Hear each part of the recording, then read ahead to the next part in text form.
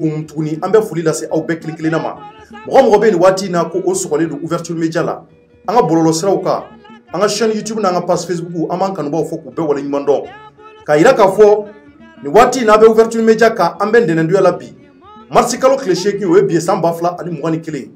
a ka jamukan man di ni o ye Cɔrɔnɔ décrypté ko Cɔrɔnɔ ka walawala jamukan mun bɛ k'a sigira aw jamanadenw ye kunnafoni minnu b'aw ka jamana kɔnɔ k'olu di aw ma walima ka analysew kɛ hakililata minnu bɛ jamana kɔnɔ k'olu fɔ ani ɲɔgɔn cɛ o kɔfɛ fana ka maaw wele ka na plateau kan diinɛ ɲɛmaa b'o la politique maa b'o la société civile b'o la ani ka fara artistes ni sportifs ka bɛɛ wele mun bɛ jamana ko ka mɔgɔw ka se k'u tata sɔrɔ a la maliyɛnw bi an bɔra ka émission kungo fɔlɔ kɛ an y'a yira o la k'a fɔ n ko an bɛna a kɛ ko filanan de kɛ tuguni fɔlɔ la an kumana fɛn caman kan 8 mars ko musow ka ko fo kana bila fɛn caman na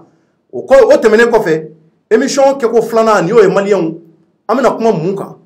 kunungo ko dɔ kɛra mun ye maa caman bila hakili wasi la o ye jumɛn ye an bɔra k'a ye an fa Lima Mamu Diko l'éclairé le sage maliyɛnw kunu palais de la culture la an ye kuma dɔ fɔtɔ mɛn an fa da kɔnɔ kuma mun bɛ k'a ye maaw sɔn hakili caman na a ye maa caman bila hakili wasi la gɛrɛndaw la sigidaw la baarakɛyɔrɔw la bɛɛ bɛ k'i ta fɔ kunnafonidilaw yɛrɛ bɛɛ tilamɛ i dalakan na ko tari nin ye mun ye mun bɛ mun yira o hukumu kɔnɔ maliyɛnw an y'a yamaruya ta k'a fɔ n ko an bɛna kuma jɛmukan in kɔnɔ ka se ka fɛn caman fɔ a kɔnɔ k'an ka hakililataw yira a la k'a yira k'a fɔ kuma mun n'a bɔra imam da kɔnɔ a bɛ mun de yira exactement an da bɛna s'o ma ni ka se ka o de walawala aw jamanadenw kelen kelenna bɛɛ ye nin waati in na an b'aw fɔ ka waleɲuman dɔn n bɛ ka weleli bila maa minnu ma o fɔlɔfɔlɔ ye n yɛrɛ ka ɲɛmaa ye ani ka fara Mamadu Jɛfaga kan olu bɛ n bolokɔrɔ an bɛna kuma ko ninnu kan n bɛna kuma d'u ma u ka foli bila aw la n'an tilal'o la an bɛ sɔrɔ ka don baabu kɔnɔ ɲɛmaa salamu aleykum. Waleykum salam Cɔrɔnɔ. Somɔgɔw bɛ di? Alhamdulilayi. Basi t'i la. An bɛ Ala tanu. Ba folikan dɔ b'i bolo ka ɲɛsin jamanadenw ma nin waati la. N ka foli bɛ ouverture média lamɛnni kɛ jama bɛɛ lajɛlen ye Mali kɔnɔ ani Mali kɔ kan fɛn fɛn sɔgɔlen don OM kan su fara tile kan an ka fidèles auditeurs maa fɛn fɛn ko k'u b'u kunnafoni à travers nos différentes plateformes ni o ye an ka Facebook ani an ka chaîne YouTube ye n ka foli bɛ bɛɛ lajɛlen ye cɛ fara muso kan. Je profite aussi de l'occasion pour te souhaiter joyeux anniversaire. Merci. Ala ka san caman yira anw ni e la ka nin kɔgɔ k'o kɛ hɛrɛ caman ye. Hɛrɛ caman nana mɛ Ala ka caman fara a kan halisa ka si di ma ni kɛnɛya caman halisa k'i encourager i ka baara la a taabolo ka ɲi i ni i jɛɲɔgɔn Ala ka bɛn sabati e ni olu ani an bɛɛ lajɛlen ni ɲɔgɔn cɛ halisa Ala ka ouverture média sankɔrɔta. Ala ka dugawu minɛ ɲɛma merci beaucoup et mɛ ɲɛsi Jɛfjɛri ma ni o ye n ka premier ministre ye tara basi t'i la Jɛfaga. Basi foyi tɛ ne la alhamdulilayi. Somɔgɔw kɛnɛ cɛ i ye numérosi bɔ de nka tɔ tora dakɔrɔsi. Ouais, c'est normal. Ça va? Ouais. Bien, folikan dɔ b'i bolo wa? Bon, folikan Cɔrɔnɔ n b'a daminɛ i yɛrɛ la. N b'a fɔ n ko joyeux anniversaire. Ala ka sanw caya, Ala ka hɛrɛw caya. Amina yarabi. I ye mɔgɔ ye, i ye mɔgɔ ɲɛnama ye. Ma hali baarakɛɲɔgɔn n'a ye ɲumanya kɛ a ka kan i k'a fɔ. I ye mɔgɔ ye mɔgɔ min qui est vraiment très ouvert. Merci. Et puis en plus, tu as toujours les mots, c'est-à-dire en tout cas pour moi. Tu as toujours les mots pour me galvaniser. À chaque fois que hali n'an taara yɔrɔ la ni n walawalalen tɛ kuma dɔw bɛ sɔrɔ i bolo minnu bɛ ne la walawala. Donc il faut que n ka i fo o la kosɛbɛ. Merci. K'a f'i ɲɛna k'a fɔ ko an ka dugawu kɛ halisa an bɛ baara min na a ma nɔgɔn. A ma nɔgɔn walahi. Ala ka si ni kɛnɛya d'an ma. Ala k'a to an bɛ cɛsiri min fana la yarabi Ala ka a kɛ an ma kunnawolo ye. Amina yarabi. O tɛmɛnen kɔfɛ n bɛ malidenw bɛɛ lajɛlen fo mɔgɔ mɔgɔ bɛ k'an lajɛ ouverture média kan Mali kɔnɔ Mali kɔ kan n ka foli b'a bɛɛ lajɛlen ye. Et je profite également de l'occasion pour rendre hommage à un écrivain guinéen Djibril Tamsir Niane. Caman b'a dɔn ale de ye Sunjata dɔw b'a fɔ ko epopée Mandeng. Voilà donc a fatura bi Sénégal. Donc an bɛ dugawu kɛ yarabi Ala ka hinɛ a la Ala ka dayɔrɔ suma. Amina yarabi. Merci. Ala ka dugawu minɛ. O tɛmɛnen kɔfɛ ka bɔ yen folikanw bɔlen kɔfɛ maliyɛnw an b'an yɛrɛ ka sponsor belebelebaw fo sponsor minnu bɛ yen ni olu de bɛ ka jɛmukan in jukɔrɔma tonto o fɔlɔfɔlɔ ye boisson WC ye boisson minnu kɛ bɛ sanbala ɲɔgɔn nin waati in na n y'o de fɔ ni dugu jɛra ne yɛrɛ bɛ n kan diya n'a ye k'a gulɔ kosɛbɛ walasa farifoniw ka na o kɔfɛ safunɛ kura dɔ fana n'an bɛ ka na n jukɔrɔma tonto ni o tɔgɔ ko savon dima an b'a kobaw n'a sanbaw fo ani ka fara Cerelac Nutrilaki kan an bɛ olu fana dunbaw fo maliyɛnw n'an tilal'o la an bɛ an kanubaa bɛɛ fo an b'a ɲini aw ka vidéo in a y'a partager sabula an y'o de fɔ an bɛ kuma minnu n'a bɛ dugu kɔnɔ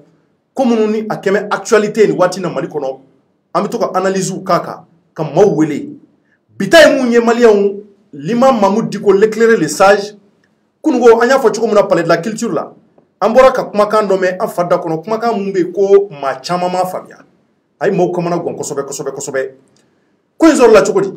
kungo munye puloy amio gindu ale ka jekulu belebele bado kumbe ubi jekulu mungole ko jigiya kura jekulu asigira amio gindo fe ma chama mbala malien chama mbala ulu de kungeme ka wulika joke ninga seka tuka akila kura yira jamana deuna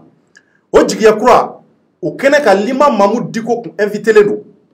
ana tamanyo sera kene ka o kungulero spécialement wala sa ko inga na ka ke unyena o kene kono kuma chama vora jigiya kura yere kono ko lañini ti dore mu ba to chama jafanga mu na banguna ka seka demel la suma wala sa abe seka krengerele ka nyechuko muna korofo kono pulo ya ira ka fo chama jafanga ka nyeni na cheni abe depambe kelengele nana wolu bina obliga joke mumba to maka munu vora a chamanje fanga kono ka seka labba to chuku muna wolu ka obliga jo we deme belebele baye ka nyeshi mamunu ba fanga kuna ka seku deme chuku na suku bela akliko ani obliga jo la malion pulo kan nje kulikura ni we jigiya kuraye okumu de kono l'imam Mahmoud Diko kumbi keneka parce que chamanye jawiye réseaux sociaux ka moko ko ma chama machaya kene kono ma chama machaya en réalité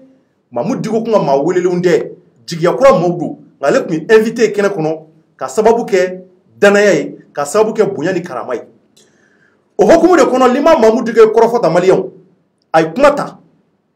kuma do bora da kono mungeme ka dugu mine dibi dugu jera ka ta kunu na fo bi chama biki yere nyinga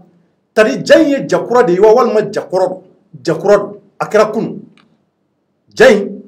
kuma be moko telephone kono ayra kanu bo be kan wele kan nyinga aw akila tay munyala ango a ongon mi analyse ke ka jati mine ke kan akila taw faka boya ani karama kono sabula o yanga hakedo e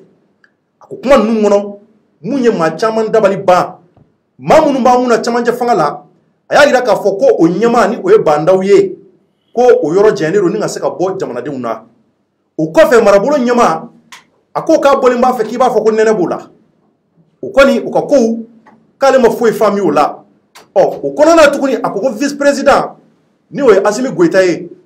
akoko aleta don ore o ka ko bi chuko munere kuma ngoni ay mo dabali banga kuma chamambe mu vora ko ngono amina o de wala amina o de nyefo sisa bamana kala kanye wala kasroka akila taw foala kuma mbe munyira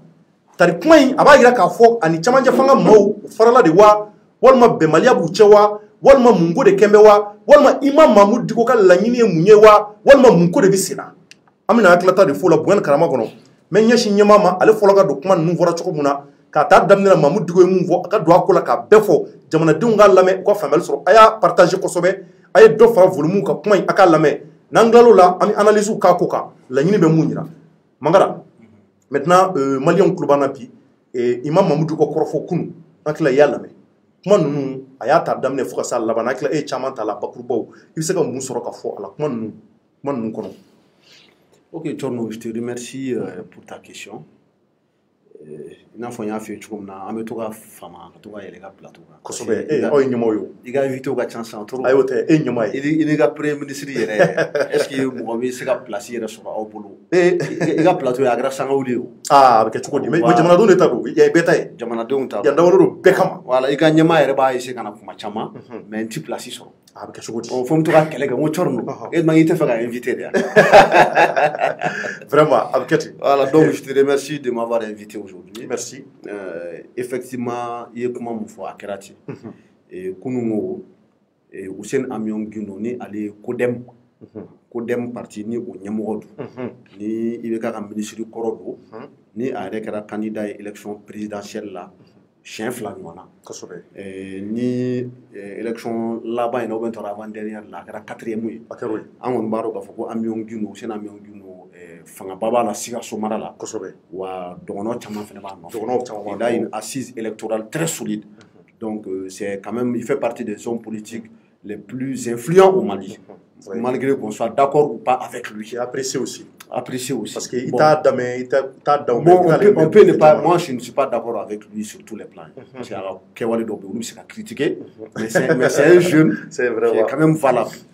donc aye plateforme korado sigi senga nous ba fuma ko nouvelle espérance bo plateforme sigi senga be wati de morobo bi côté de avec kalo de morobo ay plateforme sigi senga bon nouvelle espérance de dɔwɛrɛ bamanankan na u b'a fɔ a ma ko jigiya kura donc o rentrée politique o tɛ dɔwɛrɛ ye c'est à dire que rentrée politique u ka baara ɲɛbilaw o de tun bɛ yen nɔ kunun palais la donc o hukumu kɔnɔ u ye Mamu Diko invité o ye Imam Mamu Diko bon hali ni Kawujim t'a wele tuguni les sages l'éclairé bon an bɛ se ka continuer k'o fɔ c'est vrai a ye Mamu Diko invité ka na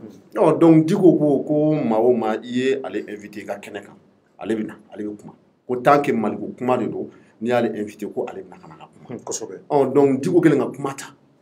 an tɛna se k'a fɔ ko an m'an da don a bɛɛ la mais an ka kuma belebelew kɛra mun ye après an yɛrɛ bɛna an ka analyse di a kan mais a ye kuma minnu fɔ n bɛna n da don olu la o de tɛ ka ɲininkali ye a ko ka ta san 1992 n'o ye 92 ye k'a ta o don fo ka na bila bi la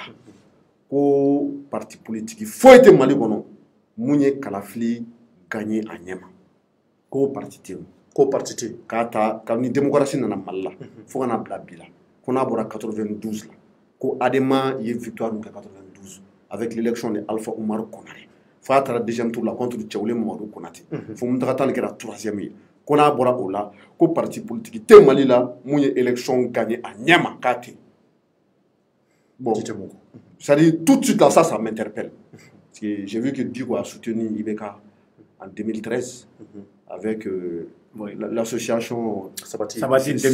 2012 au Taraguet Sabati 2013 ye a kelen mun tɛ Kawujim mun bɛɛ tun b'a la Suala Baya ninnu tun b'a la u caman ba Makiba ninnu bon est-ce que hali Serifukɛ yɛrɛ u bɛɛ IBK soutenu Makiba n'o ye kɔrɔ yɛrɛ o kɛra 2013 donc o 2013 tɛmɛnen kɔfɛ fɛnɛ o continuera ka IBK soutenu ka jukɔrɔma don don parce que Diko yɛrɛ ko a ka kuma la ko lui il s'est trompé ko il s'est trompé sur l'homme bon bi kɔni fɛ kunun kɔni a y'a fɔ ko ka taa 92 fo bi ko élection foyi tɛ yen nɔ ko k'a fɔ ko parti bɛ yen nɔ ko i ye a sɔrɔ a ɲɛ ma donc c'est o kɔrɔ ko 2013 namara kɛra pour que IBK kana fanga la d'accord donc an bɛna tila ka don analyse la a ye bakuruba minnu fɔ an b'olu donc an ka continuer an ka bakuruba fɔ non mais a ka kan ka to ka voilà a ka kan nin temps sa an bɛna dɔɔni dɔɔni non sinon an bɛ mɔgɔw ka faamuyali sɔrɔ an bɛ sɔn ka ɲinɛ ou bien d'accord an ka taa ou bien an tɛ ɲinɛ an tɛ ɲinɛ donc an bɛ tila ka segin ka na kosɛbɛ sinon fɛn ka jan dɔɔni a ka jan comme su kolen don ok donc an bɛ continuer bon Diko ko ni an ma fara ɲɔgɔn kan ko a man ɲi ko si on ne se rassemble pas ko ce n'est pas bon bon bɛɛ kɔni b'a remarquer k'a fɔ ko Imam Diko ka kuma la tout le temps a bɛ rassemblement kuma in fɔ an ka ɲɔgɔn kuma ɲɔgɔnya an k'an sigi an ka kuma an ka sigi ka fɔ kɛ n'an m'an sigi ka kuma c'est pas bon n'an ma fara ɲɔgɔn kan c'est pas bon n'an m'an tigɛ di ɲɔgɔn ma c'est pas bon n'an ma wuli ka se ɲɔgɔn ma ka ɲɔgɔn sɛgɛrɛ n'an ma fara ɲɔgɔn kan c'est pas bon bon kunun a sigin'o kuma kelen na hali manifeste kɔnɔna fɛn na a y'o fɛnɛ fɔ ko si on ne se rassemble pas ko ce n'est pas bon kosɛbɛ donc o kɔfɛ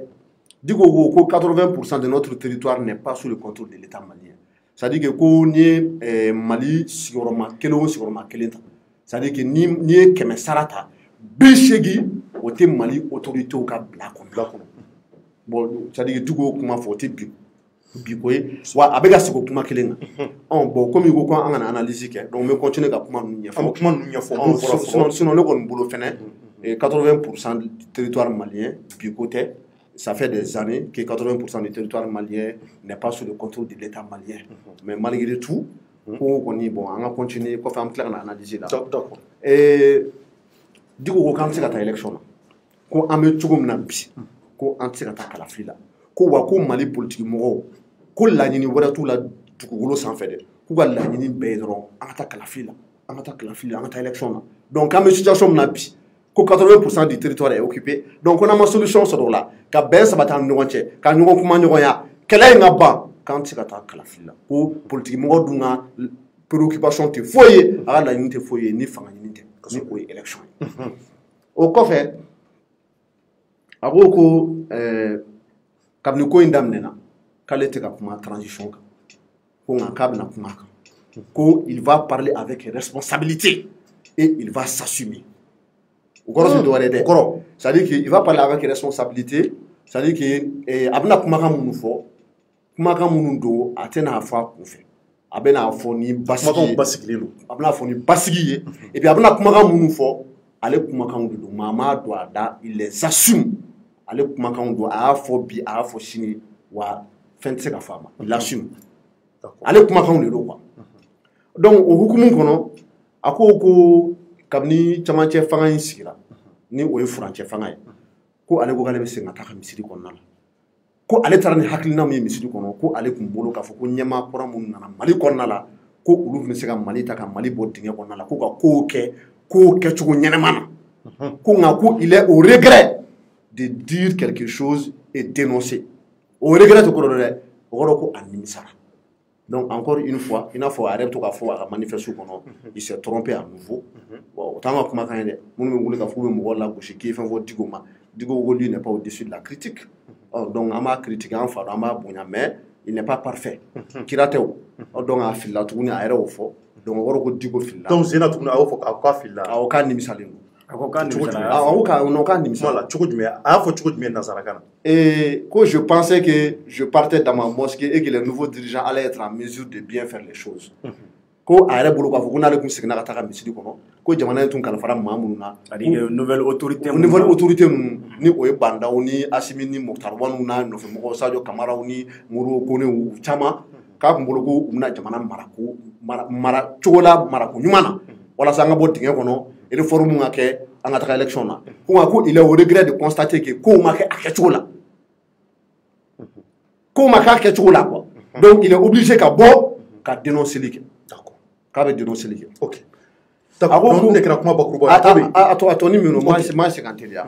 a ko kabini nin camancɛ fanga in sigira ko yeli jɛkulu jumɛn de bɛ yen nɔ ko ni u y'o rencontré ko ale m'o jɛkulu ye ko nin camancɛ fanga in kabini u sigira k'ale ma jɛkulu ye ko ni maa ninnu ni jɛkulu minnu sigi ka kuma c'est à dire k'u ni mɔgɔ tɛ kuma k'u kafalen don a y'o de fɔ dɛ ko yɛrɛbaya ka d'u ye ne ka kuma tɛ dɛ a y'o fɔ cogo tout le monde peut mais Diko kumana nanzarakan na kumana bamanankan fana la o an ka bamanankan fɔ a ka kuma kɔnɔ la a bɛ kuma tubabukan na a bɛ kuma bamanankan na mais Diko a ka kalanden ye Kawoji min ye dɛ a ka kalanden yɛrɛ de Kawoji nana don min na i ka plateau a hakili b'a la ni Kawoji min ye phrase kelen fɔ bamanankan na a bɛ filanan fɔ tubabukan na donc tiɲɛ la Diko ye Kawoji min kalan pendant plus de 20 ans donc o kɔfɛ a ko tu ne peux pas parler du peuple sans le peuple c'est-à-dire que ko i tɛ se ka kuma jamanadenw kan ka kuma u kunkanko kumaw kan ka sɔrɔ i ma kuma ni jamanadenw yɛrɛ ye donc ko mépris kɔrɔ c'est-à-dire que ka hadamaden dɔgɔya k'a kɛ maadenni ye ka ɲugutɔ fɛ k'i yɛrɛ fisaya mɔgɔ ma ko ɲɛmaa kura minnu bɛ yen nɔ k'u k'o dabila ko catégorie yɛrɛ tɛ jamana in kɔnɔna la k'u ni maa minnu sigira kuma ko mais ko bɛ se ka kɛ cogo di ko yɛrɛbaya ka dabila donc an k'o tiɲɛ fɔ ɲɔgɔn na ko dialogue tɛ yen nɔ ko kuma ɲɔgɔnya tɛ u ni mɔgɔw ni ɲɔgɔn cɛ o kɔfɛ tuguni ko ils n'ont qu'à mettre de l'eau bon i b'a dɔn komi Diko ye karamɔgɔba ye alimami don a ma sɔn ka vin fɔ quoi sinon a tun bɛ fɛ k'o de fɔ qu'ils mettent de l'eau dans leur vin surtout a kana fɔ ten c'est à dire que i ka ji dɔɔni kɛ i ka nasi de dɔwɛrɛ gulɔ o kɔrɔ ko c'est à dire que i ka yɛrɛbaya dabila quoi c'est à dire kafa ni yaada i ka sabali dɔɔni o de kɔrɔ i ka sabali tu mets de l'eau dans ton vin donc o kɔrɔ k'u ka reculer bon a ko n'an ma ɲɔgɔn kuma ɲɔgɔnya Mali bɛ dingɛ min kɔnɔ an tɛna se ka bɔ ko on est condamné à se parler ou périr c'est à dire que jamana in yɛrɛ bɛ tiɲɛ an bɛɛ bɛ to a la o kɔfɛ a ko les uns et les autres sont libres de commenter comme ils veulent k'ale ka kumakan in kɔni k'ale b'a dɔn ko mɔgɔw bɛna ta ka interpréter comme cogoya mun ja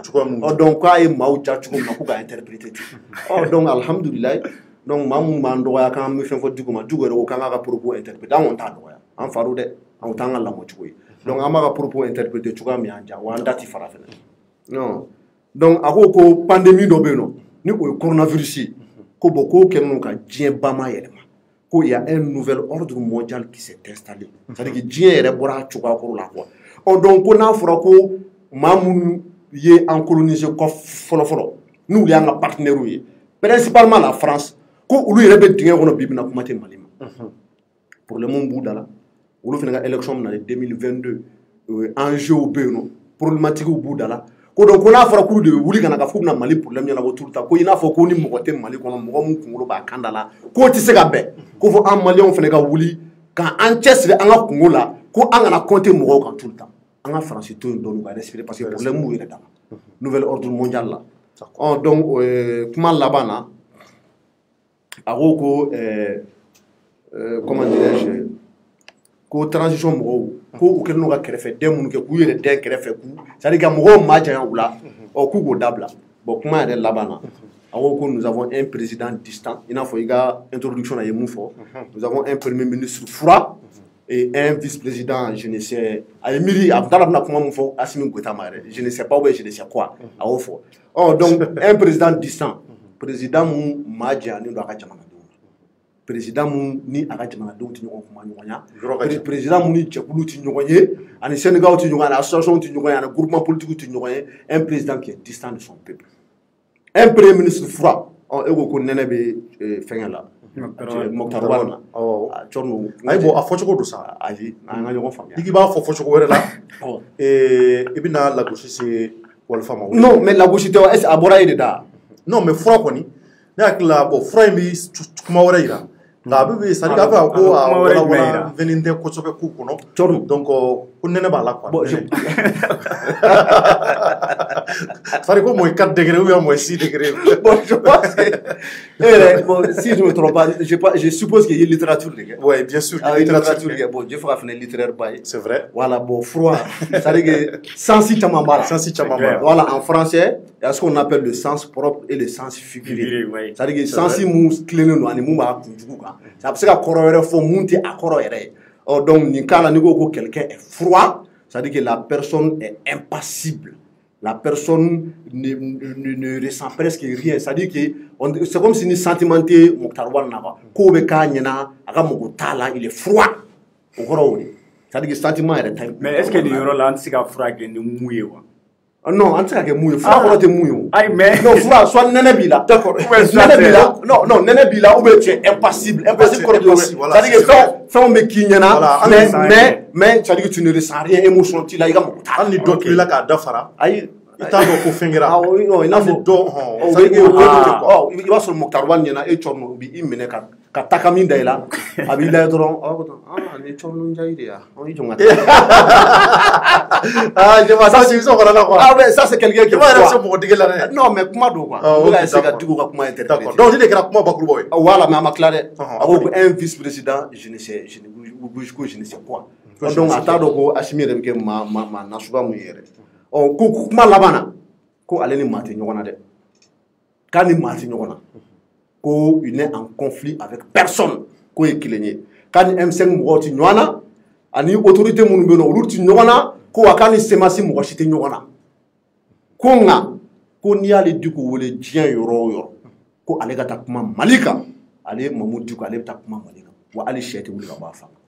donc kuma bakuruba ça c'est très bien d'accord donc vraiment ni kuma ɲɛna maintenant an bɛ ɲɛsin Jɛfaga ma ka tila ka ɲɛsin ma ɲɛma donc parce que maliyɛnw a y'a lamɛn ka ɲɛ an bɛna analyse kɛ an bɛna hakilataw fɔ donc bonya ni karama kɔnɔ ko minnu n'a fɔra nin ye parce que mun ye maaw dabali ban parce que ko daminɛ caman y'a jira Mokhtar Wane yɛrɛ ye Mamadou Diko ka maa ye mɔgɔ caman y'o de fɔ bɛɛ yɛrɛ y'o mɛn nka prévu ti maa bolo an b'o kumaw de mɛn hali politique maaw caman da kɔnɔ dɔw b'a fɔ ko bon ko Mokhtar Wane ye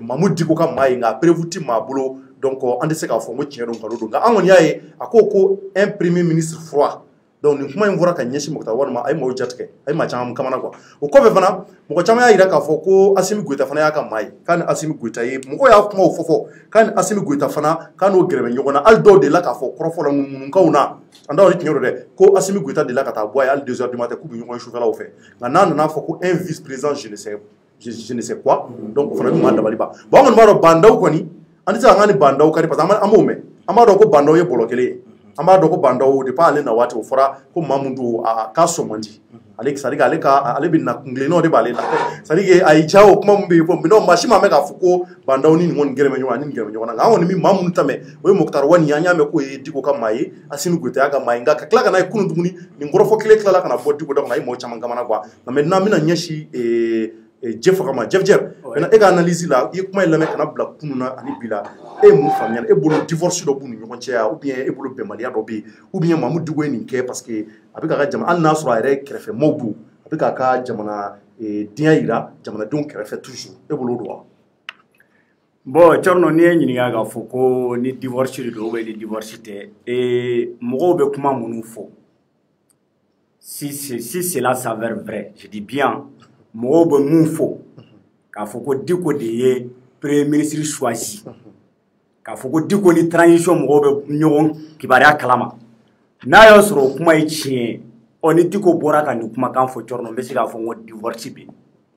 mɔgɔw bɛ kumakan mun fɔ dɛ n'a sɔrɔ tiɲɛ don n'a y'a sɔrɔ o ye tiɲɛ n'a sɔrɔ tiɲɛ tɛ dun bon Thierno ne t'o dɔn n'a y'a sɔrɔ o ye tiɲɛ ni tiɲɛ tɛ ce qui veut dire que a ye mun fɔ y a pas de divorce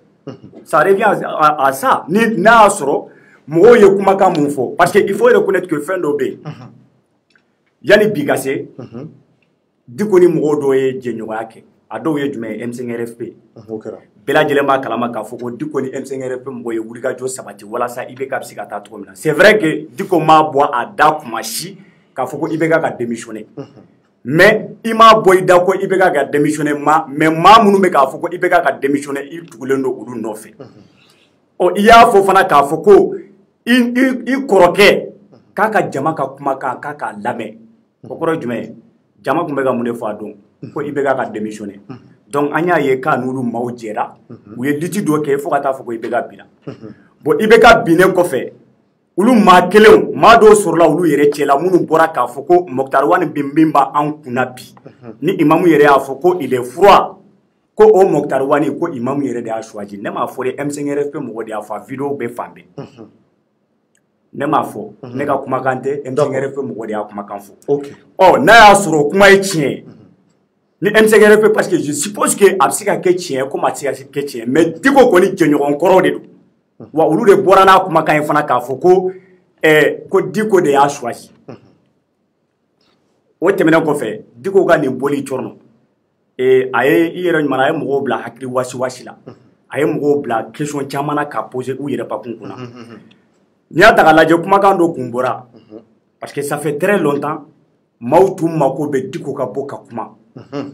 kunun a da magara fɛn dɔ la o ye mun ye o ye mauvaise gouvernance ye n'i y'a ka kumakan ta k'a lajɛ mauvaise gouvernance de b'a kɔnɔ je pense que kunun yanni transition mɔgɔw kana Diko ye kɛlɛ dɔ de kɛ a kɛlɛ tun ye mun ye ko mauvaise gouvernance ko k'o kɛlɛ ɔ ni maa ninnu nalen kɛwalew dɔ sabatira Mali kɔnɔna la ni mɔgɔw ye wulikajɔ sabati mɔgɔw tun bolo ko Diko bɛna bɔ ka kuma mais a ma kuma a la a dɔw ye jumɛn ye Farabugu attaquera yan bɛɛ lajɛlen kun bolo ko Diko bɛna bɔ k'a fɔ ko bon ko kɛwale min bɛ ka sabati k'a ma ɲi a ma bɔ o tɛmɛnen kɔfɛ démolition kɛra aéroport la bɛɛ lajɛlen tun bolo k'a bɛna wulikajɔ sabati barisabula olu bɛɛ ye bingani c'est à dire que dɔw ko bingani wale de don mais a ma bɔ ka kuma o kɔfɛ tuguni Asharafu Sarafa ni Diko yɛrɛ b'a wele ten ko Asharafu Sarafa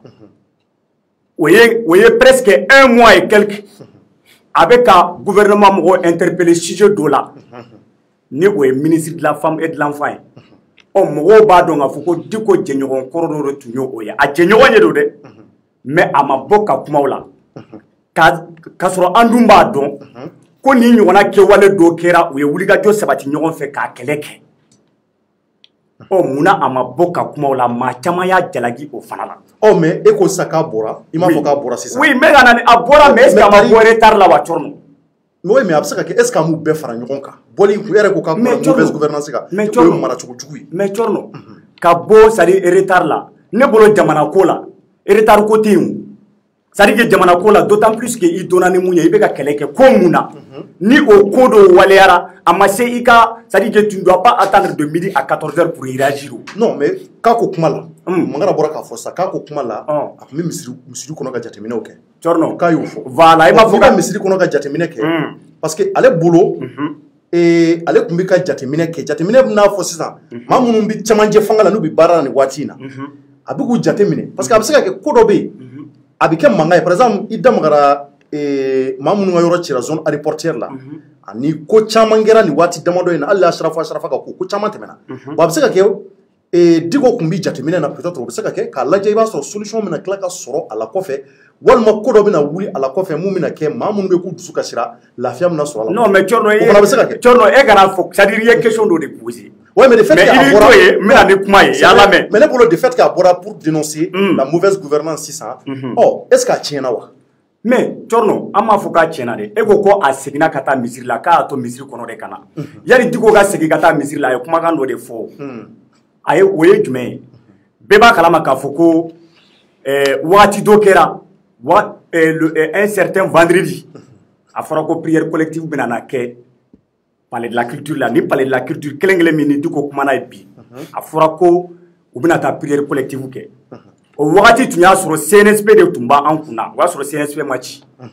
waati min na CNSP mɔgɔw tun ye concertation nationale boloda Diko ye micro ta k'a fɔ ko n ko n bɛ segin ka taa misiri la nka aw bɛ k'a kɛ cogo min na n ma jɛn n'a ye dɛ i hakili b'o kumakan na n ko n bɛ segin ka taa misiri la mais aw bɛ k'a kɛ cogo min na n ma jɛn n'a ye o y'a sɔrɔ samedi min bɛ da o kan o samedi concertation nationale tun kan ka waleya wele tun bilala maaw ma nka sɔrɔdasiw y'a bɔ a ma k'a sababuya kɛ Diko ye ŋunani min kɛ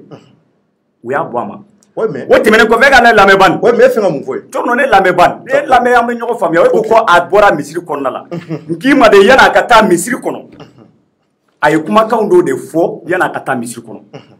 o waleyalen kɔfɛ n'i taara misiri kɔnɔ on suppose que maa minnu bilala ye hakilina min bɛ olu maaw la olu ye e tagabolo ye e jɛra ni olu ka c'est-à-dire que olu ka tagabolo ye parce que il y a une chose que les gens oublient il faut pas oublier que Bandao min yɛrɛ ni Diko bɛ k'a fɔ ko il est distant o Bandao collège de désignation mun sigira sen kan ka Bandao choisi Diko tun b'a cɛ la personne de ressources de kun don Diko tun b'a cɛ la et ce jour-là le comité stratégique du M5 RFP u bɔra ka communiquer que ko ni collège de désignation min n'a waleyara sɔrɔdasiw fɛ ko olu ka représentant tun tɛ yen ko Diko de tun bɛ yen k'olu ye wulikajɔ sabati ka se Diko ma ko Diko ko il était là-bas comme personne de ressources a ma taga M5 RFP mɔgɔw ka tɔgɔ la ko et puis lui il a été surpris k'a ye k'a fɔ ko M5 RFP mɔgɔ tun tɛ yen ɔ mais ne bolo kabiri o wagati la Diko étant l'autorité morale parce qu'à l'époque il était l'autorité morale du M5 RFP et c'est avec le M5 RFP qu'ils ont eu à mener le combat jusqu'à la chute d'Ibeka n'a fɔra ko collège de désignation dɔ bɛ kɛ maa minnu ye wulikajɔ sabati yɛrɛ pour que Ibeka ka taga ni o ɲɔgɔnna dɔ bɛ waleya ni olu ka représentant ma ye d'autant plus que Diko yɛrɛ y'a fɔ k'ale ma taa M5 RFP tɔgɔ la est-ce que Diko tun man k'a fɔ M5 RFP mɔgɔw ye k'a ye maa dɔ bila ka na wa ou bien ko ni M5 RFP mɔgɔw t'a la ne t'a la wa donc n'i y'a olu anglais ta k'a lajɛ cɔrɔ i b'a ye k'a fɔ ko sûrement divorce bɛ yen yala waa kɛ maaw dɔ ye kuma dɔ fɔ a kuma ye jumɛn ye an y'a mɛn mɔgɔw y'a fɔ bɔlɔlɔ sanfɛla la k'a fɔ ko Diko tun b'a fɛ ka Bandao rencontrer ko ka Bandao ma sɔn ɔ ko Bandao ma sɔn est-ce que Diko ye nin bɔli min kɛ k'a fɔ ko Bandao tɛ jamanadenw lamɛn est-ce que o kɔrɔ tɛ k'a fɔ ko le fait que Bandao ma sɔn ka Diko reçoit o de y'a to a bɔra ka nin kumakan in fɔ wa sinon jamanadenw ye kule caman kɛ dɛ jamanadenw ye kule caman kɛ kɛwale caman sabatira jamanadenw fanfɛla la mais u ɲɛnabɔra n'u ye wuli ka jɔ non u ɲɛnabɔra e ka ne lamɛn bani jamanadenw ye kule caman kɛ ye jumɛn ye jamanadenw ye kule caman kɛ Diko ma bɔ ka kuma c'est ce que je vais dire mais hali n'a bɔra ça tu penses que c'est trop tard non mais Tchorno c'est trop tard d'autant plus non mais c'est pas trop tard c'est fanga banna yala mais ça Tchorno ne hakili la fanga ma bɔ Diko n'u ye wuli ka jɔ ka kɛlɛ kɛ jumɛn na ko mauvaise gouvernance kosɛbɛ est-ce que mauvaise gouvernance pratique kɔrɔ mun tun bɛ yen ani maa minnu ye kɛlɛ kɛ olu ye jɔn ye o tɛ M5 RFP ya hali samedi tɛmɛnen M5 RFP mɔgɔw ma meeting kɛ u ye meeting kɛ mun na ko parce que olu ye wulikajɔ sabati ka kɛlɛ min kɛ ko halisa a ko de bɛ sen na kabiri ni autorité ninnu nana an kunna e ye M5 RFP mɔgɔw ye k'u bolo fila croiser ɲɔgɔn na ka sigi ka autorité in ladiya olu continuera n'u ka lutte o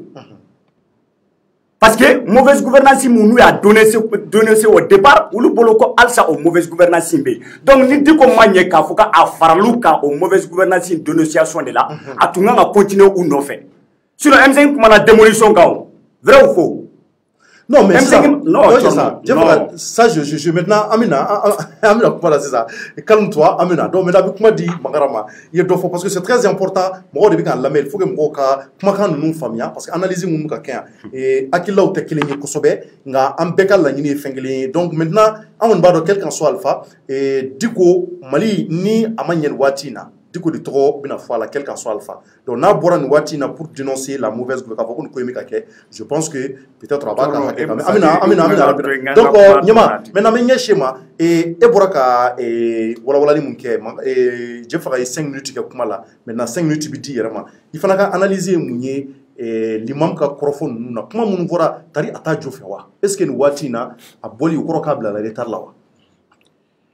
Ok, Tchorno, je te remercie énormément. Je remercie Dieu Farah pour son analyse. D'accord. Et ma chamani ni Dieu Farah a mis sur le plateau.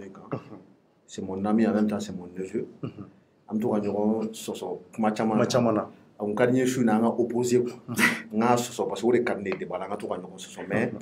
je suis pratiquement d'accord avec lui, peut-être à 70-80%. Wow. Mena nga raison.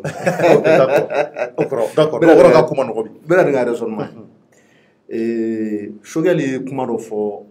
plateau inga. Kaoji me fait de la kuma info. Shogel ko transition ko ulu dene. Ko ulu dene transition ko c'est notre bébé. Et révolution est mun kera ko M5 RFP ka bébé ndedo. Ko nous ma mine gagné. Quoi abibi ko na benu bolo ka bichi. Ils seront responsables devant les Maliens et devant l'histoire. Bon, M5 a bébé transition et tout me fait mourir parallèle famille. M5 RFP, ou des mourir inspirés à travers leurs leaders, à travers Mamoud Diko qui est l'autorité morale, à travers un certain Moutaratal, à travers un certain Shogel Maïga, à travers Chok Oumar Sissoko, à travers Moussa Sengo Koulibaly, à travers Oumar Marko, à travers Araman Ben. Nous avons besoin citer Noussar, où nous avons Tchamamba, où nous avons Maliens inspirés, qui courage du Malien, qui boulevard miné pendant près de 3 mois, où nous avons gagné Daraki, où nous avons gagné Furuki, où nous avons gagné Gazira, où nous avons gagné Datu, où nous avons gagné Asmi Kumaponi Marfagata, où nous avons gagné Salib Mbonyega. Donc, genre pour te dire que, oui, quel est le cas maintenant? Il faut que les Maliens soient d'accord avec ça. Oui, quel est le cas? Oui, quel est le Malien payé? Peut-être que Malien do tout yere yoga que moi je n'ai jamais fait partie du M5 mais je suis un Malien. J'avais le droit de faire partie du M5. Je n'étais ni pour IBK ni pour M5. Je suis resté observateur, je regardais. Na ko njagum sa da kelge na foni IBK kele à travers Ante Abana en 2017. J'ai fait partie des gens qui ont mis en place Ante Abana. Ante Abana ce qui n'a domna Amara Bachili be kele fo plateau ça venir un koro. Beaucoup de gens ne sont pas d'accord avec lui. J'ai beaucoup de respect pour Amara. Ne na Amara ti be sujet chamana. Mais ne de temps Amara tegem mine aka bitigi konna la ce jour j'étais avec Jeffra katana et Ante Abana kene c'est comme ça qu'il est rentré dans la politique son Amara de politique gao ce soir je le rappelle devant les mais c'est mon droit de le faire mais moi tout M5 ko ma ibeka faire devant j'observais mais maintenant moi mon analyse c'est quoi tu vois on voit tous les grands c'est-à-dire que moi fait boula ka keleke et les Thomas Sankara les Martin Luther King les Malcolm X, les Nelson Mandela, les Marcus Garvey. Nous, là, c'est pas parce que quelle c'est introduction là-bas, ou bien le développement, mesdames, le tronc, et bien retiré au jour. Ni un au cadre, quelle est tu vois, ni sujet de la MA classique, on a là. Quand tu étais au fondamental, ou bien c'est là. Oui, rédaction d'IMA. Rédaction copie, introduction, il y a ce développement et conclusion. Monsieur, je ne peux pas faire le développement, je ne peux pas faire la conclusion. Il t'a fait déposer. Monsieur peut-être un 50 ou 2.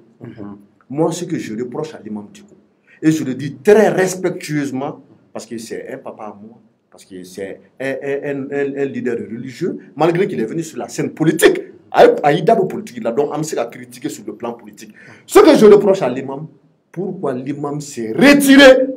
comme l'a dit Jeffra, pour aller à la cadeau misri qu'on a là. Pourquoi? D'autant plus mais non, d'autant plus que tu m'as posé une question. Non, je te pose une question. Mon frère, je vais venir. Mais au-delà de Djabi, mais Al-Kaoudjim yere afo. Kaoudjim ko objectif que tu dorais, Ibeka ka bo fangana. Après Ibeka, faut que malabe. Non, Tchorno, s'il te plaît. Ou bien, Tchorno, s'il te plaît. On parle d'un pays là. On parle de 1 200 et quelques mille kilomètres carrés. Je préfère ne pas me tromper. On parle de la vie de 19 millions de Maliens. Oui. On parle d'une grande partie de l'Afrique de l'Ouest. On parle d'un pays qui a plus de des milliers d'années d'histoire. Un président, même malgré les conditions dans lesquelles il a été élu, on peut être d'accord. Moi-même, je sais que Ibeka a élection en 2018, fien barine donala. Législative, il n'a pas il m'a famille. Mais quand président destitué, quand le pays était à l'arrêt pendant 3 mois, quand l'Afrique de l'Ouest est Malik Moula, quand les Français, on a nos partenaires qui sont là depuis presque 10 ans, Kourou Dado Kumala, quand Sedao Dado Kumala, toi tu oses venir me dire que non, objectif vous Ibeka Tralé. Donc dans ce cas-là, ça veut dire que Diko n'est pas responsable, ça veut dire que le M5 n'est pas responsable, ça veut dire que Kaoudim n'est pas responsable, ça veut dire que tout ce qui ont fait partie d'Ibeka, ils ont mis le Mali dans la merde. Tu ne peux pas me dire ça à moi. Non, c'est clair. Il faut que tu Al-Imam Diko, tu sais pas au fond malien ko ale ga objectif ku ibe ga takal drone non qu'est-ce que Choguel a dit ici sur ce plateau Choguel ko ku ga objectif ku ibe ga takali de wa uli ibe ga kele comme kama o ko kelen ou ka continuer ka kele ke o ko kelen kama wala ça o ka waliya jamana ko peut-être que quelque part là les gens qu'on accuse là les tenanciers du pouvoir de 1992 peut-être que on nimisera quelque part où ils se sont dit que la démocratie a échoué Dieu fera parce que vous le pouvoir là oui. Donc arrivé à un moment ya uga sa wa Mali nye fembe damane est-ce que en fait Tony mouya ato di Mali massa mo manga da politique mo la de mais moi j'essaie d'analyser comme ça peut-être qu'ils se disent que tu as un dégât chamba de la si jamana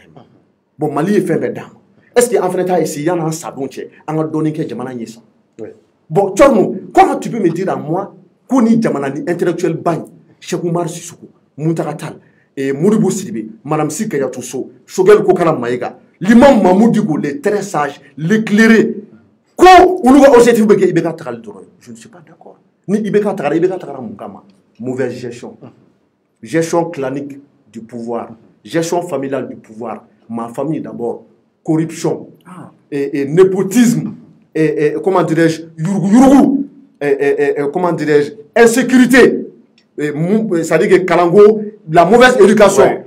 Et c'est-à-dire que la détérioration des infrastructures sanitaires. Mali Kanayakou, Abe Ngalamala. La vie est chère. Mourobe Sadomodo. Ibeka Kelen de Kama. Bon, Chorno. Ni Ibeka Kelela ou Kama. Solution de Kangani pour que ni Ibeka Tara. Ou comme Meke, ou Lugana Sega Lawale. Mais où est-ce qu'il y a Mangala? Non, moi je parle après le départ de Ibeka. Ou Johnny ou Dabo Jamana. Non. Mamoudou Goma Daboala. Non, je vais terminer. Non, je pense que. Je vais te répondre. Si tu vois, il a décidé de parler. Je vais te répondre. C'est qu'Aïkoura Djamane peut-être au Mabdama. Non, si tu m'invites sur ton plateau, tu me laisses. D'accord, vas-y. Mamoudou Gogo, je me retire dans la mosquée. Comme j'ai un œil, que je regarde. Avant qu'il se retire, qu'il rentre dans la mosquée. Comme quand il y a là, quand c'est un bonnet. Bon, Tchorno, non seulement il ne devait pas rentrer dans la mosquée quand on est coin de ma bas, mais même Allah Signé, parce que depuis le départ, problème d'amena.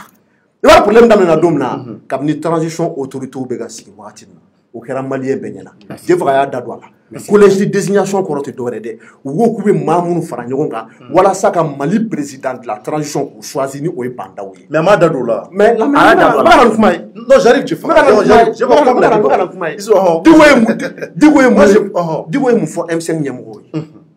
Lui, il a été mis devant les faits accomplis. Au point de te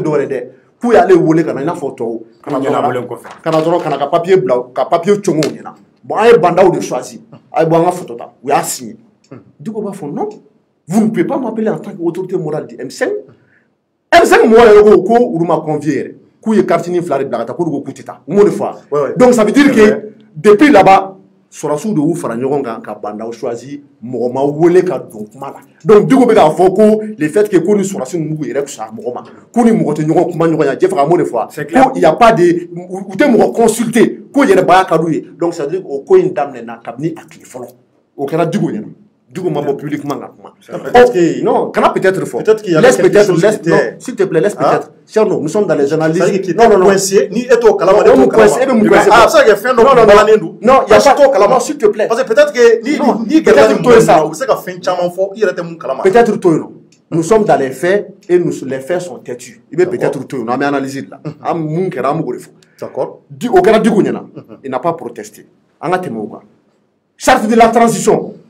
Mouachama ba de wula ka fo ko charte munta ko ils ne sont pas d'accord avec. Moussa Marao Kumana. Mouachama ba de Kumana des leaders politiques et des leaders de la société civile. Allez jeno Kumana. Je prends l'exemple de Aram Diko ou Chamamba. Ambere Jamana ya ambere tayo. Mouachama sa ni sheda ambere ba ndabo malikola. Uko ko no ko e charte takanaka chongo dala. Ore ma foi. Ko il y a pas eu de consultation. Ko salle fermée la doro kutara kata mo damaro no franyo ngato papa ka charte vous ka bobo. OK, voici la charte de la transition. Ko fe muni kera. On s'est dit que charte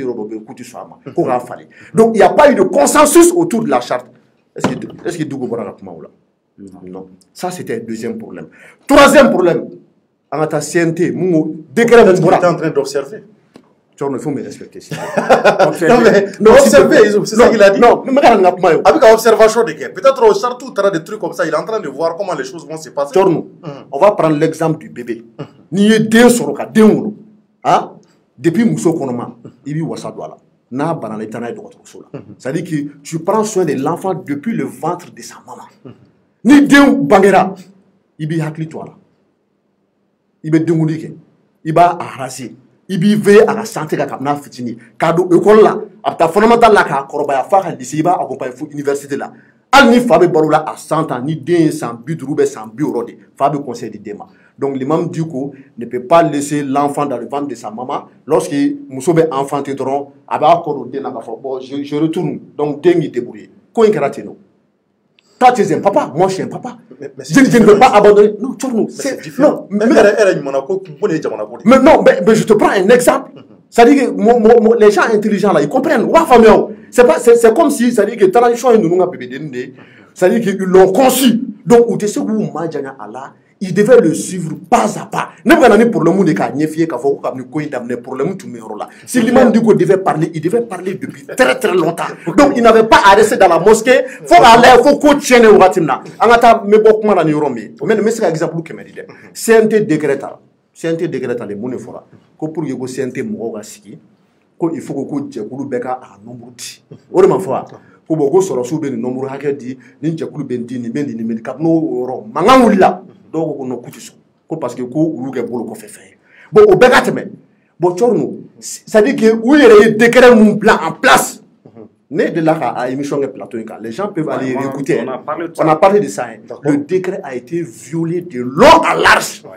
décret mon bora bandaou fait Assimi Goïta pour la désignation des membres du CNT décret violé là de long à large où il y a décret monsieur il a violé après il m'a respecté quand vous dites mais faut aller tokotara ko so galeta khalama quand vous dites mais le 4e vice-président du CNT adou fara ko mo tira do CNT la ko tangi tokomata ko tangi itokomata jekulu do fait c'est vrai jekulu joy quand vous dites to envoyer ka so quand vous dites mais ta khalama quand vous dites le 4e vice-président du CNT donc Thierno pourquoi l'imam Digo n'a pas parlé à cette époque là pourquoi Magara donc il faut pas attendre que le bébé soit en l'agonie alaka to akaboala Gogo Ahmed Barago empoisonné. Donc tu attends que ton enfant soit empoisonné pour qu'il ait un antidote. Il faut arrêter. Merci Issou. Donc maintenant, Magara, merci beaucoup. Donc Magara, me fait Diko Kakuma Bakuruba Bilibili Ba Ibora Kamun Kala, me fait ka follow Kala ko o nyashi Jeframa aka akilata fo ola. Ye parti follow mouvo, oui tu mets. Jo, aka kuma Bakuruba ola, follow. Mana élection ko de ka. Mana Diko follow ko parti politique les hommes politiques qui ont l'unité foyer l'élection pour ko mali sera ta élection na quand une situation ko parce que ko ben kan ko depuis 92 ko fana blabila ko parti kele mun gana élection na ko ademande ko ka to be gara namara oui tien n'est-ce pas bo Thierno Digo de côté mais tien do ne bon net ma dawla ne ma son o kuma ima afoko muna 92 kana blani wakati la Thierno tu es demsenuye mais c'est qu'à peut-être bon à quand il était dans la fo mo mais o asoro ne be demsen fitinya la o élection ma kene nyina Allah asura kera asoro nga dogon ma fama maintenant élection do ko ni walera Mali kunala en 2013 atete ga fanga binen ko fe hali nyefiento tara voter wa beba do ga foko en 2013 ibeka gayna jeleya ka ya beba bepsi ko témoin Mali bepsi ko témoin ma fo 2018 de mo ga kuma labe je parle de 2013 ali Namaraw tara voté Mali kono ma munu ye 92 ye ka 91 ye ulu ko min walera ni na ka anyona ma deli ga wale Mali kono la o ana ye 2013 ali Namaraw tara voté wa ibeka gaina duti yere ma do ala yere oh donc na le ko kabiri 92 fo kana blani wati la o ko mama deli ga gagne ko mama gagne jeleya kan ko na bora ademala ulu yere de ma ibeka soutenir a wati wa jone ya fo yan ka fo ko ulu ye misiri ko naw yere yelema ka ke QG parce que il faut reconnaître que 2013 ibeka ka élection mauka voter mauka bo massivement kata voter ibeka e asorla ulu de sababu yala parce que ulu ye kuma kan do fo mais tari aka kuma est-ce que koro tala koro jume Thierno n'a ko depuis 92 fo kana bla 6 ans ko élection chibe mu ma ke jeliaka tari koro do tala wa akoro e jume ne nyete koro ma yoro la nawo ni ko ko k'a ta kabiri 2012 92 fo kana bila waati la n'o fɔra par exemple ne hakili la ni maa bɛ kuma fɔ i b'a ta pourcentage de la élection mun kɛra c'est à dire que namara ta cayara ka tɛmɛ mun kɛra ka ɲɛ ne ye par exemple ka lajɛ ka exemple ta 2013 ta kan o ka suma ka tɛmɛ mun kɛra Alpha ta la Alpha Umaru Konare ani maître Muntaka Tall ta kɛra cogo min na fo an fa kuma la en même temps ani Amadu Tumani Ture ta in donc olu est ce que a tɛ fɛ k'a fɔ ko namara de cayara kosɛbɛ ko in kɔnɔ ni ka tɛmɛ jɛlenya kan mais Corona a tun bɛ se k'o fɔ e bɛ ka kumakan mun fɔ Diko tun bɛ se k'o fana fɔ a tun bɛ se k'a fɔ ko namara de cayara tɔw la ka tɛmɛ c'est à dire que a cayara de mais n'a sɔrɔ o ye tiɲɛ non Corona a tun bɛ se k'a fɔ ko namara de cayara i n'a fɔ par exemple n'a tun y'a ka kuma formuler ni k'a ta kabiri 92 fo kana bila bi la élection n'a waleyara jamana in kɔnɔna na 2000 ni a bɔra 92 yɛrɛ la a to si ma kɛ jɛlenya kan n bɛ se k'o faamuya caman bɛ yen mun ma kɛ jɛlenya kan caman bɛ yen mun ma kɛ jɛlenya kan mais n'i ko ko a si ma kɛ jɛlenya kan 2013 jɔn de y'a fɔ ko mɔgɔw ka voter IBK ye jɔn y'u ka misiriw yɛlɛma k'a kɛ QG jɔn de y'a kumakan fɔ an ye Kawujimu yɛrɛ ɲininka Kawujimu ko maa mun ko misiriw k'u y'a yɛlɛma k'a kɛ QG ko bɛɛ b'a kumakan don k'ale a ma bɔ ale Kawujimu da donc ça veut dire que 2013 élection in bɛɛ b'a dɔn k'a fɔ ko a kɛra de façon transparente bɛɛ y'a ye Ala ka hinɛ Sumayila ye a ye wulikajɔ sabati fɛn mun ɲɔgɔnna ma deli ka kɛ Mali kɔnɔna la o kɛra 2013 Sumayila ye wulikajɔ sabati ka taa IBK segere f'a ka denbaya la k'a yira k'a fɔ ko a gagnera jɛlenya kan peut-être a ye nin kumakan fɔ parce que ani IBK tɛ u tɛ kuma c'est à dire u da tɛ file kelen na k'a fiyɛ sisan donc a bɛ se k'a fɔ ko bon ko Ala ka sinon n'a ko 2018 ko IBK ka élection k'a ye namara kɛ ne yɛrɛ b'a fɔ n ko tiɲɛ de don a ye namara kɛ IBK ma gagné 2018 d'ailleurs o de y'a to an nana c'est à dire kɔlɔlɔ caman k'a ta 2018 fo kana bila sisan na wulikajɔ sabati fo ka taa fɔ ko IBK binna voilà. D'accord, merci Jefaga. Maintenant nyama bɛ ɲɛsin fana ma rapidement tanba t'an bolo maintenant a ka kuma bakuruba belebelebaw la mun ye maaw kamana gan filanan e k'o kalan tan dɔn. Ok, Thierno, si tu me permets, n b'a kalan k'a walawala dɔɔni. Aujourd'hui n ka analyse partie filanan bɛ se ka boli mun kan n b'a fɔ n ko quelque part Diko tun ye posi de ta a ye posi ta a taara i reposer i b'a dɔn komi cɛkɔrɔba don peut-être que a sɛgɛnna a tun bɛ fɛ ka sɛgɛn taa ka misiri kɔnɔ ka taa kuranɛ kalan ka Ala wele k'i gɛrɛ Ala la kosɛbɛ ka M5 mɔgɔw to yen nɔ u ka continuer u ka kɛlɛ la kɔfɛ ka sɔrɔ k'u rejoindre n t'a dɔn ni i bɛ ka nin raisonnement in faamu n bɛ ka faamu maa minnu tulo b'an na je pense qu'ils ont compris peut-être que n bɛna i fana ka peut-être utiliser Diko seginnen ka taa misiri kɔnɔ a tun bɛ fɛ k'i reposer de dɔɔni komi cɛkɔrɔba don ka kuranɛ caman kalan k'i gɛrɛ Ala la kɔfɛ ka M5 mɔgɔw rejoindre u ka combat la parce que Diko ye fɛn fɛn fɔ bi M5 mɔgɔw bɛ nin kuma kelen de kule la su ni tile kabini transition fanga in sigi u ko ko olu ye IBK kɛlɛ mun kama ko o ye corruption ani népotisme ko 1500 et quelques milliards ko o de donna LOP la loi d'orientation et de programmation militaire non militaire voilà ko o de donna o la ko malheureusement ko a klaŋɛ bɛɛ suɲɛna ko donc ko halisa ko o tigiw k'u dɔnnen don ko nka k'u ma nɔ minɛ sariya fɛ u ma datugu wa u ma poursuivi ko a ko kɔfɛ ko wari camanba de détournera IBK fanga la ko vérificateur ka rapport dalen don ko mɔgɔ ma interpellé ko n'a kɛra maa damadɔni ko sinon ko gros poisson jɛgɛba ninnu k'u dɔnna ko halisa ko wa ko IBK fanga talen ko transition in nalen k'u bɛ ka bingani walew kɛ maaw kan mɔgɔninfinw ka sow bɛ ka ci ko liberté fondamentale bɛ ka bafoué k'u bɛ ka bin mɔgɔw kan k'u minɛ k'u datugu ko arrestation politique bɛ ka kɛ donc ko ka dabila ko bon ko kabini camancɛ fanga in nana ko u tɛ ka gɛrɛ politique mɔgɔw la M5 mɔgɔw yɛrɛ ka fara maa wɛrɛw kan olu ko réforme politique minnu kan ka kɛ ko ani loi électorale ko a tɛ se ka kɛ ko tant que ko ministre minnu ɲɛsinnen don o ko ma ko a ma wuli ka gɛrɛ politique mɔgɔw la. Tu ne peux pas faire de réforme politique, tu ne peux pas faire de réforme de la loi électorale tant qu'il m'a géré parti politique ou la absence. Ni plateau kelen a fora plateau wɛrɛw kan. U ko fana ko IBK kɛlɛ ko parce que ko insécurité tun bɛ jamana kɔnɔ ko maliyɛnw bɛ ka bɔnɛ u ni na fan bɛɛ fɛ. Bon n'i ye jateminɛ kɛ l'insécurité continue au Mali. U ko ko bon ko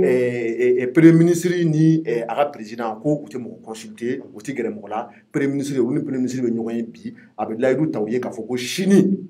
ko u bɛ ɲɔgɔn ye ko yano che ko décision no be bo choufe ko be takata chuga ko donc ko goro ko ataka la routine goro ko autorité mun ko tuga la routine ibe ka gena mun kama afara ko ibe ka flini il ne tient pas à ses promesses bon chorno ulu madamaro ni chama digo manifester ko nala a ulu dénoncer wa a sortie médiatique fene ni au kera jigi a kura lancement fait à rentrée politique là no amion gido ka plateforme digo signa ni kuma kele ndika donc o da to ngo digo posita ka do ka misiri kono ka kurane kala ko fait ka bo ka M5 mo région ou ka kele là mais moi ce qui est déplorable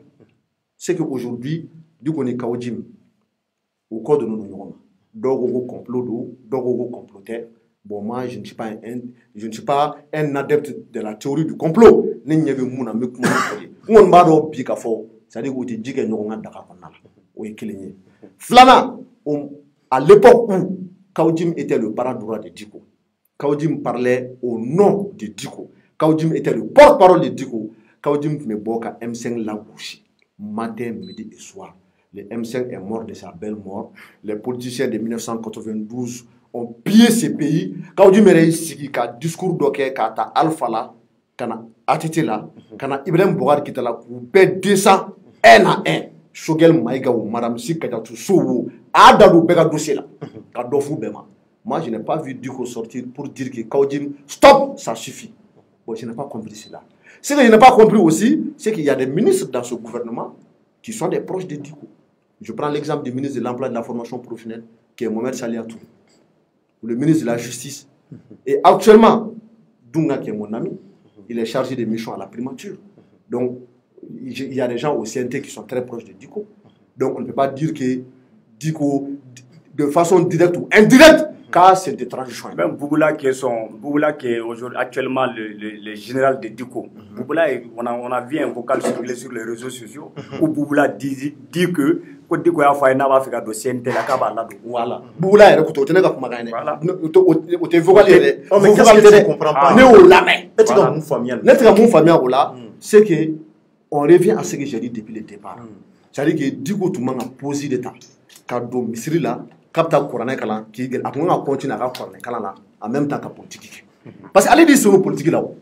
à l'idée sur nos politiques là, il a pris une position politique. Il dit qu'il est un homme qui s'assume, il parle avec responsabilité. Donc cette responsabilité là, d'avoir fait dégager Ibeka, d'amener de nouvelles autorités, il devait accompagner ces nouvelles autorités là. Depuis le départ, Kapna Sigido, Benka Mumbe ou Minoche, Torno a Bekasika Batou et Kelly. Flana, c'est-à-dire que Fourgou kana don Noche, M5 Kanachi, M5 Tunga Doni Koina. Je le précise, je ne suis pas M5. M5 Tunga 5 parce que c'est-à-dire que Torno, ni Fangaïn M5 quoi, c'est pas possible. Donc, Diko a laissé la situation pourrir. Faut situation tienne au ratimna. Moi, je pense que c'est vraiment dommage. D'accord, mais il y a le président est distant du peuple, le premier ministre froid. Donc, il faut vraiment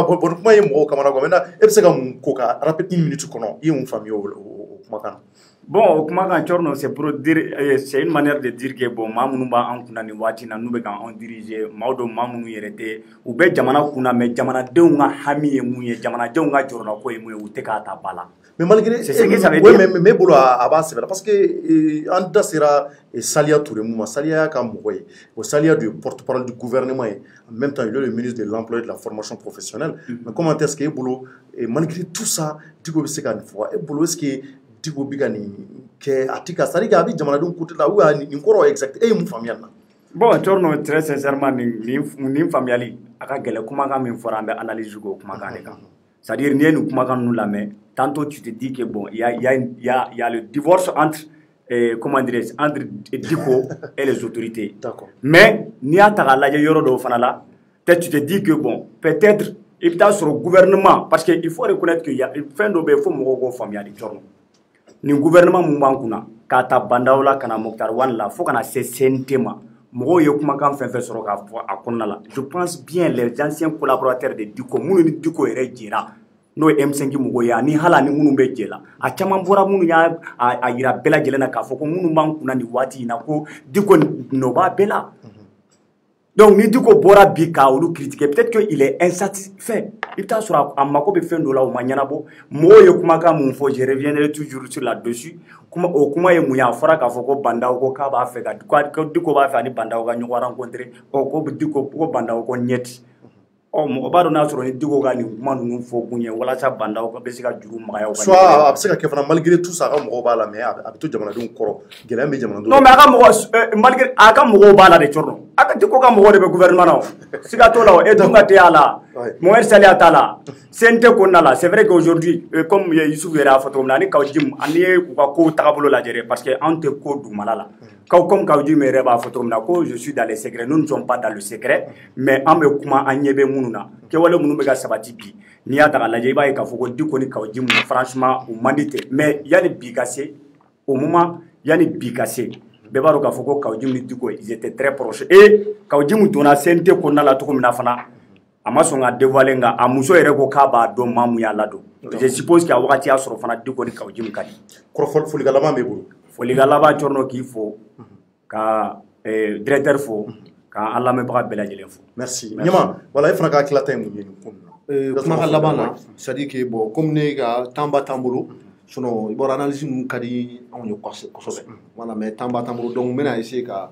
Imam Mayi Ouattara comme Diko yɛrɛ imamu ye Mayi Ouattara fɛnɛ ye imamu ye donc je crois savoir que Diko c'est un wahhabite wahabiya don Mayi Ouattara fɛnɛ ye wahabiya ye donc u ka taabolo bɛɛ ye kelen ye Kawjim yɛrɛ ye Diko ka kalan ale fɛnɛ ye wahabiya ye donc Mayi Ouattara ye kuma caman fɔ donc n'u ko ko analystes ni journalistes de bɛ to ka Diko dɔgɔya donc an bɛna Mayi Ouattara ka kuma dɔɔni décortiquer 2 minutes vite fait n ka kumakan laban na Mayi Ouattara ko jamana in kɔnɔ ko maa caman bɔ k'u b'a fɔ ko cu bi ko sini k'u b'a fɔ ko ca a ka kutuba kɔnɔ k'u b'a fɔ ko cu bi ko sini k'u b'a fɔ ko ca ko maa kelen tɛ se ka wuli k'a fɔ ko tout le temps ko jamana bɛ compter e kelen kan ko mɔgɔ si tɛ indépendant ko mɔgɔ c'est-à-dire que nul n'est indispensable à un pays c'est-à-dire que maa si tɛ yen nɔ k'a fɔ ko ni e tɛ ko jamana tɛ se ka avancer Nelson Mandela olu ye kɛlɛ kɛ Afrique du Sud c'est des icônes dans le monde entier est-ce que 20e siècle là est-ce que Nelson Mandela ne fait pas partie des hommes les plus emblématiques du 20e siècle mais a salen kɔfɛ alhamdulilayi l'Afrique du Sud a continué à survivre leader ba caman ba de bɛ diɲɛ kɔnɔ inventeur ba caman ba de bɛ diɲɛ kɔnɔ minnu sara jamanaw continuera ka vivre donc nul n'est indispensable donc ko maa si kana bila a tila k'a fɔ ko ni e tɛ ko jamana tɛ se ka taa ɲɛ donc je pense que a y'o message adressé politique mɔgɔw la a b'a adressé leader religieux fɛnɛ na minnu bɛ bɔ k'a fɔ ko ni olu tɛ ko jamana tɛ taa ɲɛ ou bien k'a fɔ k'olu kumakan filɛ ko kuranɛ kolo don o kɔfɛ a ko k'a fɔ ko don o don ko e de bɛ bɔ k'a fɔ k'i bɛ kuma ko e bɛ jamanadenw ka intérêt défendre k'i ka taa ka bɔ yen nɔ k'i bɛ k'i yɛrɛ de ka intérêt défendre ko jamanadenw tɛ bon ne t'a dɔn nin yɔrɔ in na n'a kan bɛ Sugɛli de ma Muntaka Tall ou bien n'a kan bɛ Kawjim de ma ou bien a bɛ se ka kɛ a kan bɛ Musa Sinko de ma ou bien a kan bɛ Imam Diko yɛrɛ ma je ne sais pas comme a ma mɔgɔ tɔgɔ fɔ a ko fɛnɛ ko k'a fɔ ko tout le temps ko mɔgɔw de bɛ e wele ko k'e bila ko la ko nkalonfin de don ko i yɛrɛ de bɛ na ko maa min y'u wele ko tɛ ko ti tiɲɛ yɛrɛ ko i yɛrɛ de bɛ na ko o fɛnɛ tɛmɛnen voilà ko fɛnɛ tɛmɛnen Ouattara de fɔ juma tɛmɛnen bon n t'a dɔn ni juma de don ou bien ni don juma tɛmɛnen de a bɛ se ka kɛ juma de don a ko fɛnɛ ko avant ko mɔgɔw tun b'a fɔ ko politique mɔgɔw de ye intérêt la mɔgɔw ye ko nka ko bibi in na ko politique mɔgɔw dɔrɔn tɛ ko bɛɛ kɛra taɲini ko Mali kɛra taɲini mugu de non ko fɛnɛ kɔfɛ ko bibi in na ko est ce que olu tɛna laban ka yafa yɛrɛ deli IBK fɛ yan k'olu bɛna laban ka yafa deli IBK fɛ o ko parce que ko kabini IBK taara ko mun de falen ko foyi ma falen ko kabini IBK taara ko attaque bɛ ka continuer don o don maaw bɛ ka bɔnɛ u ni na ko yuruguyurugu bɛ ka continuer ko IBK n'a somɔgɔw taara ko maa wɛrɛw n'u somɔgɔw nana a n'u teriw a n'u ka gɛrɛnadenw a n'u balimaw donc ko maa famille d'abord ko continuera ko yanni k'a fɔ k'i bɛ tiɲɛ fɔ maa wɛrɛ ɲɛna ko maliyɛnw k'ale bɛ mun fɔ maliyɛnw na k'an ka commencer an ka tiɲɛ fɔ an yɛrɛ ye ko n'an ma tiɲɛ fɔ an yɛrɛ ye ko an ma tiɲɛ fɔ an yɛrɛ kun kan tɛ changer ko mɔgɔw ko IBK tɛ danaya mɔgɔ ye k'a bɛ kumakan fɛn fɔ k'a t'a labato ko yali maa minnu b'an kunna ko kabini u na wagati k'u ye discours baw kɛ télé la k'u ye kumakan minnu fɔ k'u kana bila bi ko est ce que kumakan kelen bɛ k'u y'a bato k'a bɛɛ ye kelen ye ko sama ka fisa ni Demba ye donc a continuera a ko maliyɛn juguyara ka tɛmɛ mɔmin kan mɔmin i bɛ mɔmin voilà furufuru bɛ yen mɔmin fɛnɛ bɛ yen nɔ ko ka sɔn ka juguya ni ŋɔmi yɛrɛ ye voilà c'est à dire que ko ni ŋɔmi feerela bɛ ka ŋɔmi yira ne yɛrɛ o action ninnu ka di ne yɛrɛ ye c'est à dire i bɛ pɔli ta i bɛ ŋɔmi kɛ ta k'a yɛlɛma donc i b'a lajɛ ni o yɔrɔ mɔna ka ɲɛ i bɛ tila k'a yɛlɛma tuguni ko ŋɔmi yɛlɛmana cogo cogo k'a tɛ tɛmɛ 3 4 ninnu kan ko nka ko maliyɛn bɛ yɛlɛma siɲɛ 125 Mai Watara ko tɛ hali ŋɔmi tɛ se k'o yɛlɛmali voilà donc ko maliyɛn juguyara ni ŋɔmi ye quoi donc ko caman b'a fɔ ko non wallahi montage de don u bɛ ka nkalon ta ka d'an na k'u bɛɛ nkalontigɛla de k'u ka to ka vidéo kɔrɔ la k'u bɛɛ la vidéo kɔrɔ ko bi k'a kɛra an ɲɛna ha ko a ma kɛ an salen dɛ ko in kɛra an bɛɛ ɲɛna yan nɔ donc o kɔfɛ fɛnɛ ko maa minnu b'a la k'a fɔ ko jamana kɔnɔ an ka wuli an ka kuma an ka ɲɔgɔn kuma ɲɔgɔnya c'est le dimanche même qu'il a fait ça c'est dimanche yɛrɛ ta ma nin dimanche même ko ka nin kɛ Diko ka fɛn kɔfɛ yɛrɛ de don voilà donc ko maa minnu b'a fɔ yo bon ne kɔni vraiment nin yɔrɔ kɔni na je pense que tout le monde est intelligent o tɛ ne ka kuma ye Diko de ye Diko b'a fɔ ko maaw ka na u ka kuma u ka ɲɔgɔn kuma ɲɔgɔn wa o ye Diko ka kuma de a b'a fɔ k'an ka bɛn sabati an ka n'an ka ɲɔgɔn kuma donc Mai Watara ko dugukolo sanfɛ ko est ce que u delila ka hadamadenw bɛɛ sigilen ka kuma ko jamana kɔnɔ ko olu bɛɛ sigi ka kuma ko k'an ka sabali ko juma ko représentant t'an na ko ministre minnu bɛ ɲɔgɔn ni conseil des ministres la k'u tɛ ka taa kuma maliyɛnw de tɔgɔ la an ka député minnu wasabulon kɔnɔna la ko olu tɛ ka kuma maliyɛnw de tɔgɔ la don o don an ka sigi an ka ɲɔgɔn kuma ɲɔgɔn k'an ka ɲɔgɔn bluff dabila k'o tɛ se ka kɛ Mai Watara ko tɛ yan o tɛ ne ka kuma ko ten n y'o yɔrɔ mɛn bɛɛ bɛ se ka taa lɛ ko sabali quoi ko ɲɔgɔn ko ye théorie lankolon de donc k'an kana ɲɔgɔn nɛgɛ falisen na ko bu t'a la donc a ko fɛnɛ ko ni aw bɛ fɛ ka ɲɔgɔn kuma ɲɔgɔnya ko marifatigiw tɛ wuli kuma ɲɔgɔnya la dɛ k'u bɛ taga village dɔ la ka maa 2 ta ka na k'u lasigi k'u bɛ taga taa wariw dɔ la k'u b'o wari ta ka di fan ko yɔrɔ la ko boisson damadɔ san voilà ni boisson damadɔ san ko mais ko n'u bɛ fɛ ka kuma ɲɔgɔnya yɛrɛ kɛ dɛ k'u ka taa Iyad nɔfɛ ani Kufa k'olu minnu ye marifatigiw ye minnu diminen minnu voilà k'u ka na n'olu ka ɲɔgɔn ye k'u ka kuma donc ko k'a fɔ k'i bɛ silamɛya briefing ta ka biri yɛrɛ kan k'i bɛ politique kɛ n'o ye k'i ka objectif atteint kɔfɛ ka bɔ ka na n ye diinɛ ɲɛmɔgɔ de n ye karamɔgɔ de ye k'o banna dɛ donc ko an ka cɛ k'u ka continuer n'u ka silamɛya k'u dabɔ politique ko la ko ko maa o maa ko n'i y'a kɛ ko sini k'u bɛ bɔ k'u b'i gosi donc Mai Watara ka kuma kɛra nin de et puis a ko yɔrɔ dɔ la ɲɛmɔgɔ excusez a ko vraiment ko k'a bɛ mun fɔ silamɛw ye k'a sigilen filɛ yan parce que i b'a dɔn an ka bamanankan Segu ka bamanankan mɔnɛ de b'ale fana na parce que anw y'an ka denmisɛnninya kɛ Segu nka Mai Watara ninnu y'an faw ye olu bɛ Segu bamanankan yɛrɛ de b'u da c'est à dire que Bɛlɛdugu bamanankan olu de b'u da donc maintenant Mai Watara ko k'a sigilen filɛ yan ko n'an b'a ɲɛsin an ka silamɛya an ka ɲɛsin ko Mali jɔ tɛ sa dɛ ko m'o fɔ yɛrɛ k'an ka nkalontigɛ dabila dɛ ko n'an b'a ɲɛsin silamɛya ma an y'a ɲɛsin an ka silamɛya ko yan'a pour que n'a sara an ka taa sɔrɔ lahara ɲɛ de don ko Mali tɛ jɔ sa dɛ et puis a ko a kuma kɔnɔna la k'a bɛ ka kuma minnu fɔ ko n'a ma faamuya k'a bɛna tila ka segin la tuguni ko k'a panpara wala ko o don ko tɔgɔ fɔ bɛ kɛ donc an kɔni an bɛɛ y'an yɛrɛ ye nin kɔnɔna la parce que a ye dɔ fɔ anw ma ka dɔ fɔ leader politique ma ka dɔ fɔ leader religieux ma a ye dɔ fɔ maliyɛn bɛɛ ma a y'a distribuer bɛɛ y'i ka sara donc an yɛrɛ dɔnni t'a la dɔw fɔra mɔgɔ wɛrɛw ma donc comme n'a ma faamuya siɲɛ wɛrɛ ka bɔ a ka tɔgɔ fɔli kɛ an sigilen ka maa non Mai Watara ne b'a apprécier parce que mɔgɔ min don ale ti ko musala quoi o mɔgɔ fasugu dɔ depuis très longtemps ale kɔni hali n'a b'a balima k'a b'a fɔ il a toujours été comme ça donc diinɛ ɲɛmaaba don et vraiment a ye diinɛ kanu b'a la wa a ye maa caman tubi ni ka ɲɛsin diinɛ kow ma donc an b'a f'u ɲɛna ka wale ɲuman dɔn ka fɔ k'a Watara donc Mangara i ka foli ka laban folikan laban n bɛ lamɛnnikɛ jama bɛɛ lajɛlen fɔ encore joyeux anniversaire à Thiorno n ka foli bɛ Jefagaya la équipe technique mɔgɔw donc bonne soirée à tous. Merci donc maliyɛnw bɛ aw yɛrɛ fo k'aw wale ɲuman dɔn n ka foli bɛ bila aw bɛɛ kelen-kelenna ye k'a fɔ jɛmukan in an b'a fɔ hali bi Ala k'an to ɲɔgɔn ye an ka laɲini ye jamana in taa ɲɛ de Ala ka taa ɲɛ an b'a fɔ hali bi an ka diinɛ ɲɛmɔgɔw ani an ka politique mɔgɔw u k'u hakili to hali bi jamana in ka taa ɲɛ na an jigi bɛ olu de kan an jigi bɛ Ala kan an jigi bɛ olu de kan jamana in n'a ɲɛna an b'i tɛgɛrɛ f'u ye n'a tiɲɛna cogo cogo an b'an ɲɛsin olu de ma k'an tɛgɛ ɲɛsin u ma an jigi b'u ka maabaw don an b'a fɔ hali bi ka continuer ka dɔ fara cɛsiri kan mun b'a to an ka laɲini mun ye Maliko la u ka se ka yiriwa cogo min na an b'a fɔ hali bi Mali Ala k'a ta fanga don u bɛɛ kelen-kelenna na Ala ka Mali in bɔ nɔgɔ la Ala ka jamana in taa ɲɛ merci à toutes et à tous a k'an bɛn sini au revoir.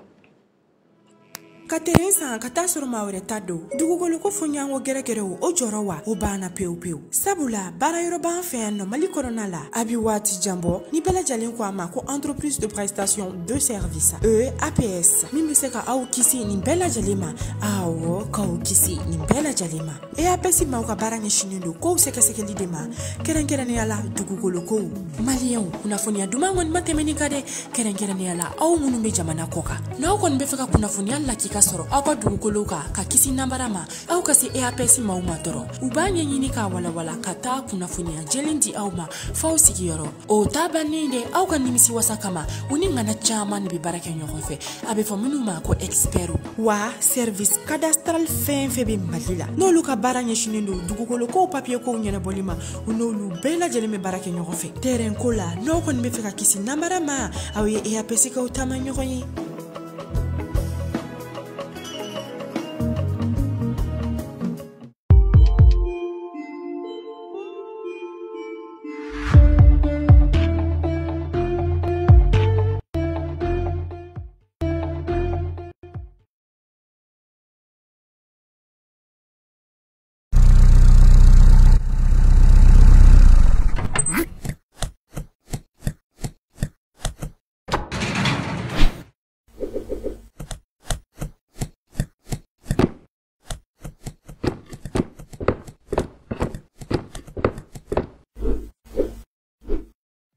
Choisissez Nutrilac, le meilleur des céréales.